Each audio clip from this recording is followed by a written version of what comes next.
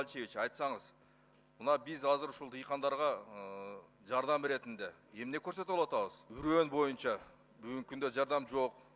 Солярка боюнча кандай маселе болуп атат? Арзан болуп атабы басы, кандай, канча тонна бөлүнүп алып келинген жатат? Ушул боюнча маалымат бербейсизби? Үрөөн боюнча өзүңүздөр билесиздер, жакында биз жаңы мыйзам кабыл алдык, сиздер кабыл алып бердиңиздер. Ошол боюнча жанагы үрөөнчүлүк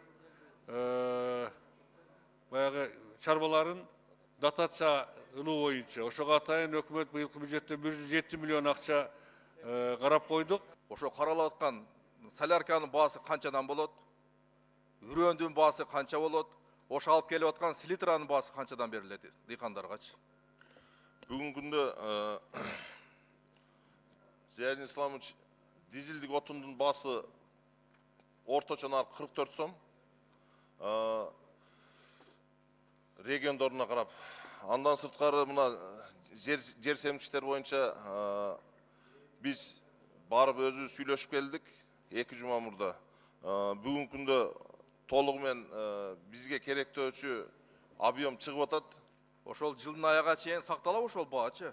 Буйруса бизде башта алып келгендерде арзан баада алып келесиңер. Буйруса керек болгон маалда эле баягы пикке көтөрүлгөн маалда жер семгичтин баасы да көтөрүлүп кетет да. Бул туура эмес. Ошону көзөмөлдү жүргүзүш керек.